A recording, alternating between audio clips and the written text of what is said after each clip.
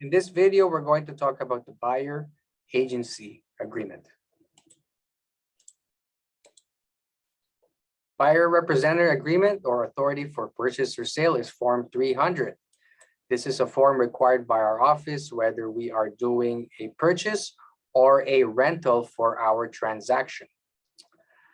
Buyer representation agreement is usually signed during the initial consultation with our clients, and it's critical that we have this signed, most especially for a purchase, not so much for a rental, because for a purchase, it avoids the clients backdooring us, and therefore our commission is protected. It also will protect us if there are listing salesperson there that wants to backdoor us. Say our client wants to deal directly with them.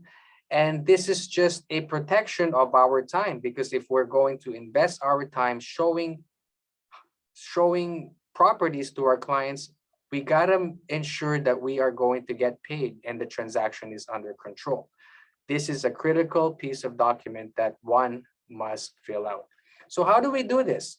We just put the RE/MAX Realty One address and pertinent information at the top. The buyer's name will go in here.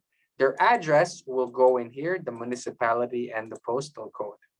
Then we're gonna put the start date. So today we're gonna start at 10 a.m. We're gonna click this, say we have a consultation today, and we're gonna date it for at least 4 months or 5 months, as long as we can, to protect us.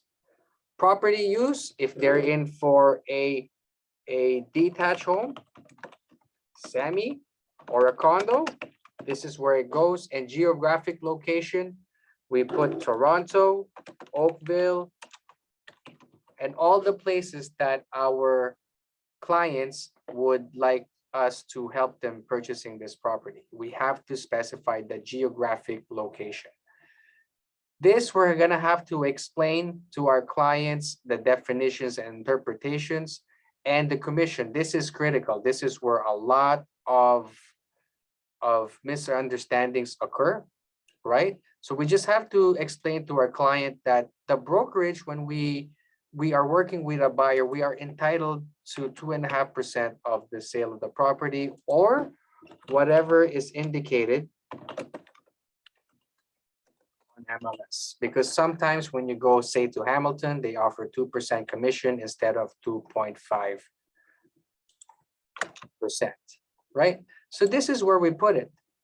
And then here, the buyer agrees to pay directly to the brokerage any deficiency between this amount and paid.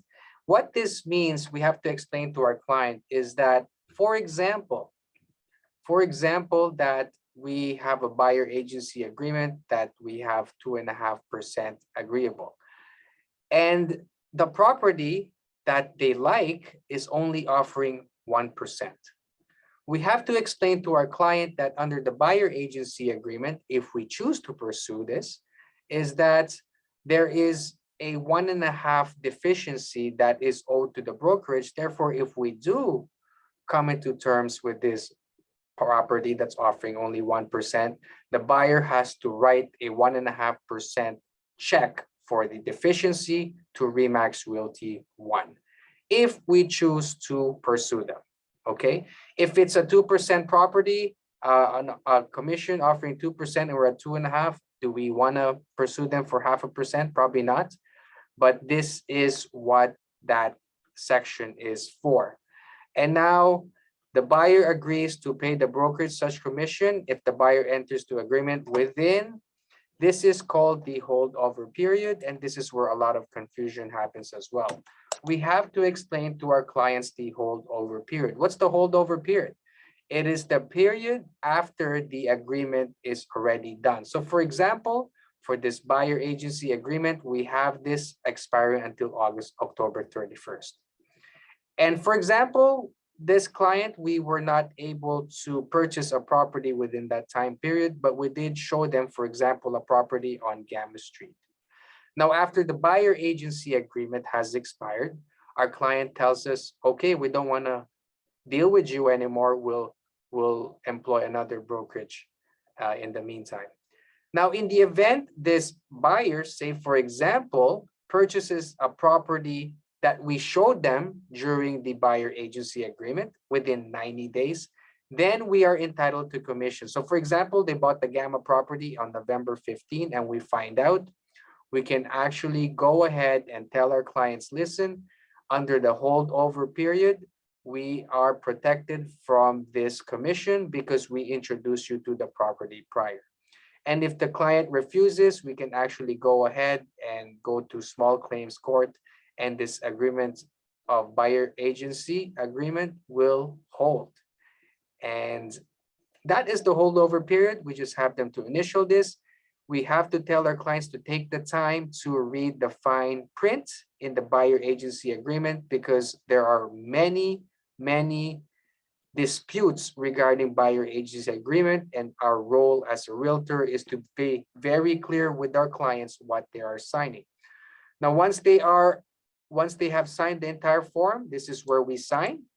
This is where they sign. This is where we sign, and we give them an acknowledged copy of this buyer agency agreement. And that's how we prepare a buyer agency agreement for our clients, and we'll see you at the next video.